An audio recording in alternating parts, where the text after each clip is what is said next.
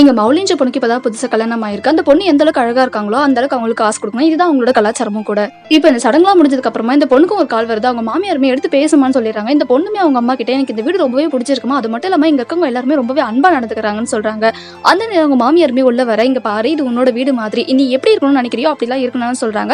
இதை கேட்கிற அவளுக்கு ரொம்பவே சந்தோஷமா இருக்கு. இப்ப அவங்களுமே அந்த போனை வாங்கிட்டு இன்னைக்கு நைட்டு ரொம்பவே முக்கியமான இரவு அப்படின்னு சொல்லிட்டு அந்த போனை எடுத்துட்டு வெளியில போய் வில்லங்கத்தரமா சிரிக்கிறாங்க. இப்ப மௌலியுமே அந்த ரூமுக்குள்ள முதலீடுக்காக காத்துக்கிட்டு இருக்காங்க. அந்த நேரம் அந்த ரூமுக்குள்ள வரவன் வேற ஒருத்தனா இருக்கான். இதை பாக்குற அவளுக்கு ரொம்பவே பயந்து போயிடுறா.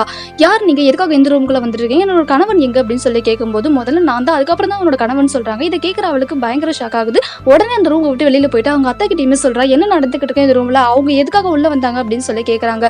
இப்ப அவங்களுமே இந்த பாரு, இந்த வீட்டை பொறுத்த வரைக்கும் ஒரு மருமக தான், அதை நல்லா ஞாபகம் வச்சுக்கோ, நீ முதல்ல என்னோட பெரிய பையனுக்கு சொந்தம், அதுக்கப்புறம் தான் என்னோட ரெண்டாவது பையன், அதுக்கப்புறம் மூணாவது நாலாவது சொல்லிட்டு தொடர்ந்து நீ இவங்க எல்லாரும் மனைவியா இருக்கணும்னு சொல்றாங்க. இதை கேட்கிற அவளுக்குமே ரொம்பவே ஷாக்கா இருக்கு. முதல்ல என்னோட கணவன் எங்கன்னு சொல்லிட்டு அந்த அவங்க கிட்டயுமே சொல்றாங்க நடந்த எல்லா விஷயத்தையுமே. இப்ப அவருமே இங்க பாரு, முதல்ல என்னோட அண்ணன், அதுக்கப்புறம் தான் நான், அதுக்கப்புறம் என்னோட தம்பிங்க, இங்க பாரு ஒருத்தருக்கு இங்க கல்யாணம் ஆகும், எல்லாருக்குமே அவங்க மனைவியா தான் இருக்கணும்னு சொல்றாங்க. இதை கேட்கிற மௌலிக்கு பயங்கர ஷாக்கா இருக்குது.